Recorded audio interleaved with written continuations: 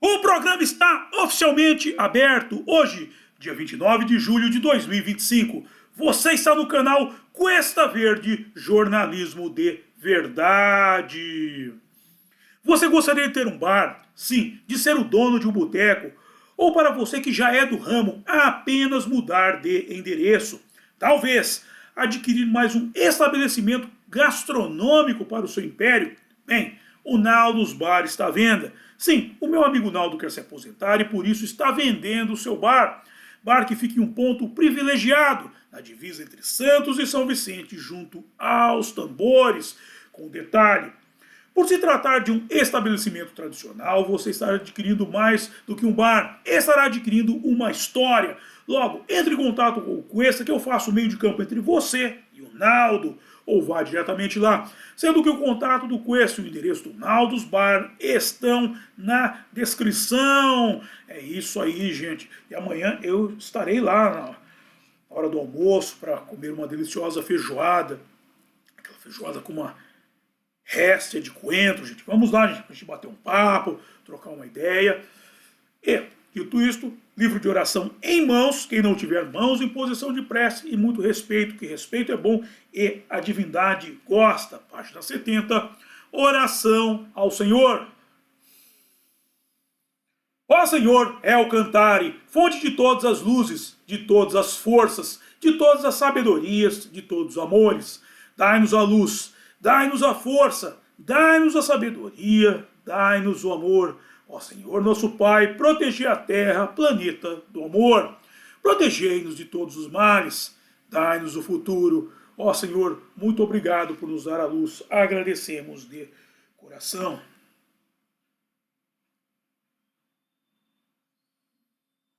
E eu peço a nosso Senhor El Cantare que não permita que justiça alguma ocorra durante o programa de hoje. Muito obrigado. Ok, gente. Estamos retornando aqui ao estudo do livro aqui, ó. UFOs captados por câmeras do mestre Ryuho Okawa. Tem uns UFOs aqui. Todavia, gente, tanto esse estudo como os outros que eu vim fazendo, os exilados de Capela e muitos outros, eles acabam fechando lacunas. Às vezes eu apresento certas informações e o pessoal fala, pô, mas você não tem prova nenhuma disso. Calma, calma, cocada, calma. Vamos seguir a linha investigativa com calma, com parcimônia, e aí a coisa vai se concretizar. Recentemente eu já fechei algumas lacunas e hoje, por exemplo, eu vou fechar uma lacuna que nem fui eu que abri. Outras pessoas a fizeram. Até quando chegar o final, vocês vão falando, hã? É isso? Dá aquela sensação estranha, pô, é isso? É que isso sempre foi isso, eu nunca me ative, mas é mais ou menos isso. E o grande problema dessas lacunas ainda está na famosa ufologia casuística. O pessoal do papel timbrado, que eu falo sempre. Esse pessoal do papel timbrado, eu falo por quê? Porque esse pessoal eles têm alguma tara freudiana por farda, por cap, e se não tiver um papel timbrado das Forças Armadas, eles não aceitam. Eles fazem até umas entrevistas com uns, com outros. Eles parecem que pessoal da esquerda, sabe? Não, do centrão. Que na verdade é da esquerda, é uma esquerda mais leve, mais soft, vamos dizer assim. Uma esquerda light, assim. E eles querem os votos da direita, mas não querem se comprometer com as pautas conservadoras. É mais ou menos isso. Eles até falam com as pessoas. Eles pegam... Tem um cidadão aí, ele pega linguagens. Ele desce o pau, mas ele se pega porque para amealhar a capital. Amealhar a capital. E tem um livro que no começo dele está o nome Alienígenas do Passado. Ele disse uma vez num programa que ele gosta de alienígenas. programa ali, deixa eu o pau no Alienígenas do Passado, o History Channel falou que aquilo era coisa idiota, não sei o que, mas, pois lá no livro dele, no começo, Alienígenas do Passado, ele usa, no cenário dele do YouTube, imagens das pirâmides. Ele falou, eu fui no Egito, que lá não é construção de ET. Quantas construções de ET você viu na sua vida, velho? Nenhuma. Todo caso, Matheus, você está falando, você, claro, eu sou um investigador, eu vou atrás de todos os campos da coisa. Eu tenho um programa jornalístico, eu preciso adquirir matéria-prima. Contudo, eu sigo uma linha mística. Por quê? Porque eu sou um místico. Ao contrário desses caras, eu não abro mão de informação nenhuma e procuro juntar todas para chegar a uma conclusão. Claro, eu sigo a linha mística porque é o campo que eu domino. Mas eu não abro mão até do que eles chamam, até do papel timbrado. Chegar um papel timbrado para mim, eu vou analisar, vou somar, mas eu não tenho tara nenhuma por farda. Aliás, tem umas soldados aí, uma mulherada do exército aí que eu gostaria muito de ver sem farda. Mas isso é outra conversa. E hoje, dentro dessa minha pesquisa, eu vou fechar uma linha investigativa aqui, uma lacuna que está aberta, inclusive por esse pessoal, ok? Vamos ao texto de hoje e a gente conversa mais durante o correr da coisa. De volta ao texto do senhor Edogawa, que foi publicado no Asahi Shimbun. Em 1956, houve relatos de tiras metálicas prateadas que, como pedaços de papel, caíram do céu em Shoshi, na província de Chiba.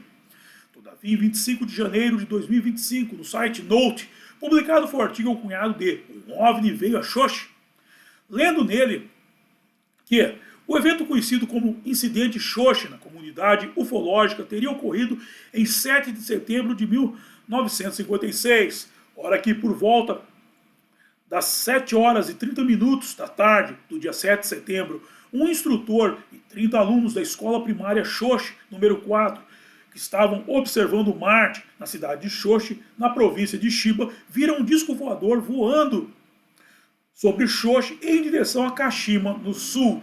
Lembrando lá que esse horário das 7h30 já é noite lá, é da noite, e nesse dia especial era um dia em que Marte estava mais perto da Terra. Eu não sei que negócio é só que fica mais perto, mas aumenta um pouquinho de tamanho, né? Tudo bem. Vamos lá. Segundo as informações que vieram de Shoshi, um estudante do ensino médio estava estudando em seu quarto quando um pedaço fino e fofo de metal entrou pela janela e caiu sobre a mesa. No dia seguinte, quando ele foi para a escola, viu pedaços de metal do mesmo tipo empilhados em um canto do pátio. As peças de metal tinham a forma de uma fina folha de alumínio, tendo de 4 a 5 centímetros de comprimento, 1 milímetro de largura e 10 microns de espessura. Ademais, Masatoshi Takita, um dentista da cidade, que também era membro da Sociedade Astronômica do Japão e da Sociedade Arqueológica de Kokugakuin, examinou esse pedaço de metal por conta própria, mas não conseguiu chegar a uma conclusão clara. Logo, o Sr. Takita enviou o pedaço de metal para o Sr. Kinishi Arai, do Grupo de Pesquisas de Discos Voadores. O Grupo de Pesquisas de Discos Voadores é um grupo de pesquisa de OVNIs fundado pelo Sr. Arai em julho de 1955. Doravante, o Sr. Arai o levou ao Instituto Metropolitano de Indústria de Tóquio, hoje Centro de Pesquisa de Tecnologia Industrial Metropolitana de Tóquio, e o Departamento de Metalurgia do Instituto de Tecnologia de Tóquio, hoje Universidade de Ciência de Tóquio.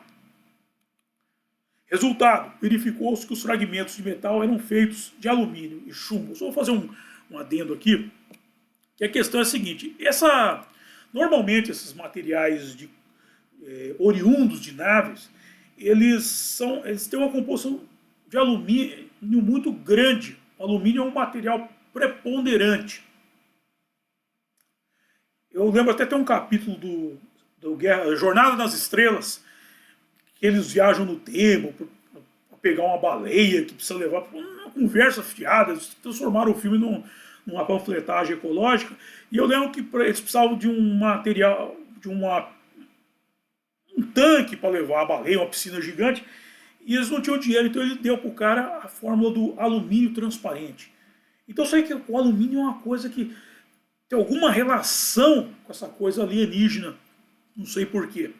Aí outra coisa, ponto curioso, esse negócio de levar material de OVNI para estudos é importante, sem dúvida que é importante. Mas eles acabam sempre não resultando em nada, eles sempre vão de nada para lugar nenhum, porque você precisaria ir um pouco mais além. Comprovar que o material não é feito na Terra já é um passo. Mas o problema é que ele fica... E daí? Ele vai muito de nada para lugar nenhum. E então é importante a gente entender que precisa de... Por isso que eu gosto da linha mística, porque pela minha mística nós podemos conseguir mais informação e é legal juntar tudo isso num ponto só. Porque eu vejo os caras com os cacos aí de nave, mas e daí? No fim, e daí? Ah, mas isso aqui não é feito na Terra. É feito aonde? É feito aonde? Como eu falo sempre, você fala de uma nave espacial. Eu acredito que essa nave ela saiu de uma linha de montagem de um planeta. Essa nave, como tudo, passou por um designer de lá. O designer bolou. Depois ele foi para a engenharia, para os projetistas, os engenheiros, para eles escolherem o material certo para uma nave dessa viajar pelo espaço. Claro, ela não vem pelo vácuo, eles devem vir por outros caminhos, outros canais energéticos, os tais buracos de minhoca, mas mesmo assim essas naves precisam de uma certa resistência.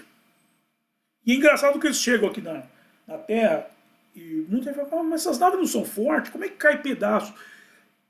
E eu não sei explicar, isso aqui é uma dedução minha. Talvez o clima a atmosfera da Terra seja mais denso do que a atmosfera de lá. Por alguma razão essas naves não aguentam, com toda a tecnologia delas, elas enfrentam um desgaste muito pesado na atmosfera da Terra. E aí começa a cair pedaços, cai nave. Fala que várias naves são derrubadas, são muito rápidas, talvez, que nem o caso daquelas naves Tic-Tac, talvez essa velocidade toda em uma atmosfera mais densa exerça um desgaste. Você vê que eles dominam a tecnologia de invisibilidade, de repente eles perdem. Então a atmosfera da Terra, suponho eu, não seja tão boa para essas naves. Não seja o ideal. Vamos lá. Resultado. Verificou-se que os fragmentos de metal eram feitos de alumínio e chumbo, posto que a princípio pensou-se que a liga era composta de alumínio e chumbo em uma proporção que não existia na Terra. Mas depois ficou claro que o chumbo não estava contido no alumínio e estava presente em uma película fina que estava presa à folha de alumínio. Por fim, Arai ouviu do doutor Hideoto Itokawa, que era conselheiro do grupo de pesquisa e era chamado pai do desenvolvimento espacial japonês. Só um detalhe, que o senhor Hideo Itokawa, ele é o pai da ciência de foguetes do Japão, ele é também chamado de Dr. Rocket. E ele foi responsável por colocar os primeiros foguetes japoneses em órbita, e o primeiro satélite japonês, que foi em órbita em 1970, do projeto Pencil. Então o homem tem história, foi justo cair na mão dele. Mas vamos entender melhor a coisa. Por fim, Arai ouviu do Dr. Hideo Itokawa, que era conselheiro do grupo de pesquisa e era chamado de pai do desenvolvimento espacial japonês, que o metal era usado em foguetes de observação meteorológica dos militares dos Estados Unidos. De novo aquela história de meteorologia. Lembra de Roswell? Os balões meteorológicos. Sempre aquela conversa. Então, o Dr. Itokawa foi à embaixada norte-americana e devolveu o pedaço de papel, sim, educadamente, como o senhor Arai, um homem educado, falou, o negócio dos norte-americanos, vão devolver para eles. Certo? Certo? Errado? Vamos lá. E qual foi a conclusão? Me pergunta Miriam Big Pig. No livro UFOs, a Minha Paixão, o senhor Kinichi Arai, seu autor, diz que, embora tivesse questionado, não obteve uma resposta do senhor Itokawa ou da Embaixada dos Estados Unidos. E assim, esse pedaço de metal se perdeu na incógnita. Ou seja, ele foi enrolado por um homem de preto. Sim, o doutor Hideo Itokawa era um homem de preto. Tá aqui, gente. Mas isso é um homem, isso é um homem de preto. São agentes do governo norte-americano infiltrados em vários campos para quê? Para recolher essas evidências. Ele foi lá e tá no... Eu não li o livro, cara, o livro está em japonês, mas no texto falou que está escrito lá isso, que ele foi questionar o senhor, vou pegar o nome correto dele aqui, o senhor Itokawa, ele foi atrás do Dr. Rocket para saber o que aconteceu. Não falou nada, ligou para a embaixada, também não obteve nada, ou seja, sumiram com o pedaço de material. Aí é aquilo que estava empilhado na escola, possivelmente foi para o lixo. Uma equipe de limpeza do governo foi lá recolher aquilo lá. É assim que funcionam os homens de preto. Claro, o pessoal viu lá o filme lá com o Tommy Lee Jones, o Will Smith, achou legal aquilo, aquele negócio, o cara olha, lá sai uma luz, apaga a memória. Não. Eles atuam assim que funcionam os homens de preto. Eles se vestem de preto, pode se vestir de preto, de branco, de azul. Eles são agentes infiltrados do governo norte-americano para recolher as evidências. Ou seja, o senhor, o nome do cara me foge isso toda hora, o senhor Itokawa, um doutor, um homem brilhante que todo mundo lê, é o cara certo para isso. Você vai falar com quem? Com quem entende do assunto. Quanto material desse não caiu na mão dele e ele levou para a embaixada dos Estados Unidos? E mandaram de volta para a NASA. Mandaram lá para a NASA. Não, isso aqui é material dos foguetes meteorológicos. Mas o que o foguete meteorológico norte-americano está fazendo em cima de Xoxa, em Chiba, no Japão? Ele não tinha que estar em cima dos Estados Unidos. Não. O que ele está fazendo lá? Ah, ele se perdeu no espaço. Sabe, umas conversas, cara. E aí a gente precisa entender muito isso. E outras coisas também. O Bill Byrne, da UFO Magazine, uma vez eu estava assistindo um programa dele sobre os homens de preto, estavam contando várias histórias, falou, muitas vezes os homens de preto não sabem que são homens de preto. Muitas vezes os caras são contratados por empresas terceirizadas da NASA. A pessoa gosta, mas todo mundo, a NASA é culpada de tudo. A NASA é uma agência de fachada. É uma agência de fachada. São contratados por meio da NASA, porque se contrata um geólogo para estudar, pegar amostras do solo. O cara está lá, pô, mas alguma coisa aconteceu nesse solo aqui, ele está estranho, então traz essas amostras porque nós vamos analisar. Vou mandar para o laboratório lá nos Estados Unidos. O cara recolhe, e assim, muitas vezes em hospital, médicos, enfermeiras, legista, bombeiro, todas policiais, então pessoas ligadas nesses campos que eles estão em contato direto com esses eventos de cunho ufológico que geram evidências e eles estão indo lá porque para recolher, recolhe, cara, e manda para estudo. E aí, ó, e é assim que funciona o homem de preto. E nada melhor também do que você pôr um especialista num posto-chave. Um especialista num posto-chave. O caso do ET de Varginha, por exemplo. Todo mundo relata o seguinte, que eles recolheram o ET em Varginha e levaram para a Unicamp. Levaram para Campinas. Dizem que entregaram para o Madame Palhares fazer a necrópsia dos seres. Ele nega. Mas eu não descarto que nesse laboratório de Campinas tenham lá os homens de preto infiltrados. Esses sim pegaram o ser, analisaram e levaram. E quando chegou o Madame Palhares, eles jogaram lá problema nas costas do cara. E aí, você analisou, você não é o legista-chefe? Você sou, mano, tava dormindo de noite, tava dormindo. E aí? O cara chegou, viu, não tinha nada. Tem uma matéria dele com o Goulart de Andrade, ele mostrando pro Goulart, falou, mas não tinha nada aqui, falaram que tava aqui. O cara, os levaram o ET, sumir, e os homens de preto lá cuidaram disso. Homens de preto dentro do exército brasileiro. Então são pessoas que estão infiltradas em postos chaves. Para quê? Para recolher as evidências. Ok?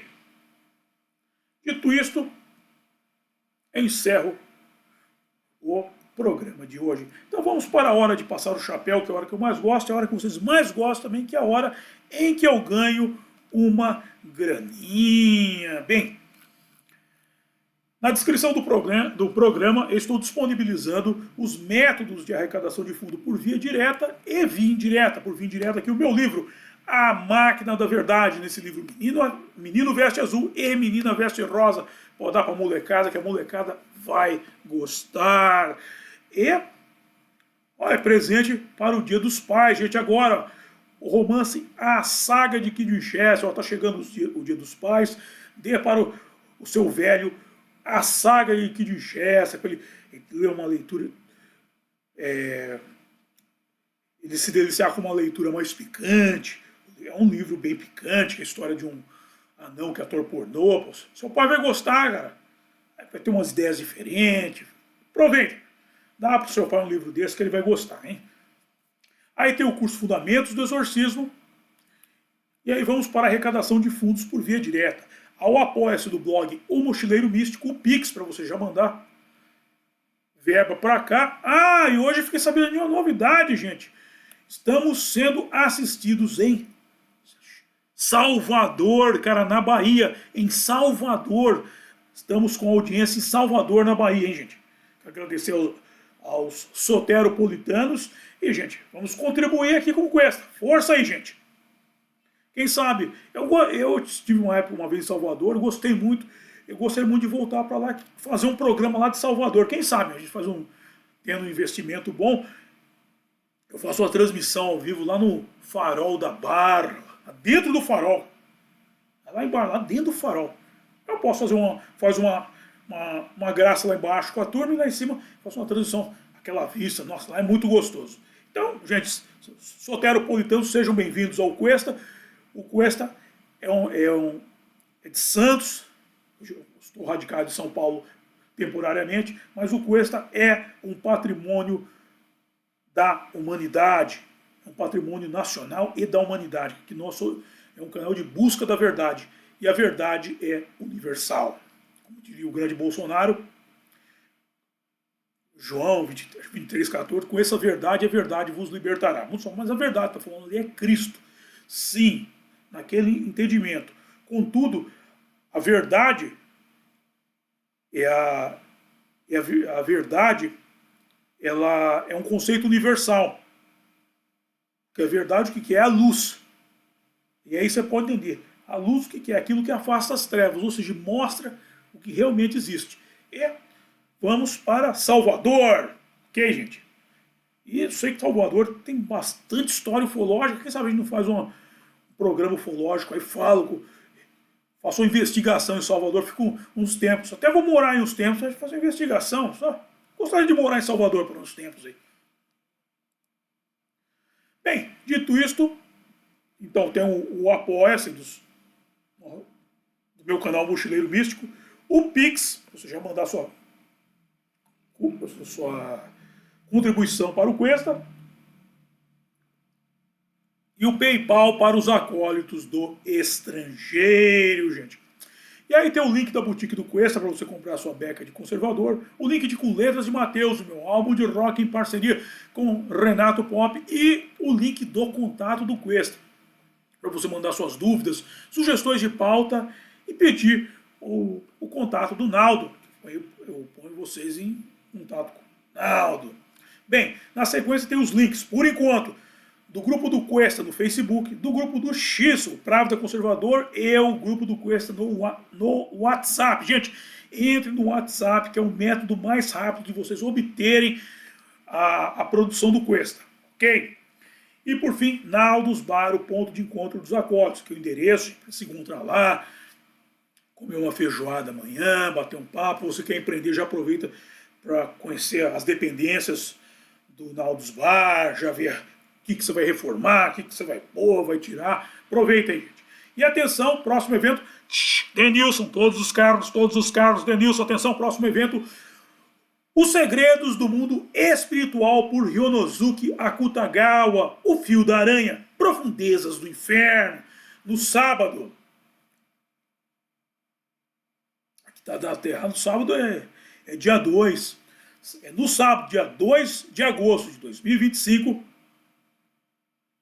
às 6 horas da tarde, no sábado, dia 2 de agosto de 2025, às 6 horas da tarde, às 8 horas, Os Segredos do Mundo Espiritual por Ryonosuke Akutagawa, O Fio da Aranha, Profundezas do Inferno. Dito isto, gente, quero agradecer a todos vocês que me acompanharam e até a próxima. Bye!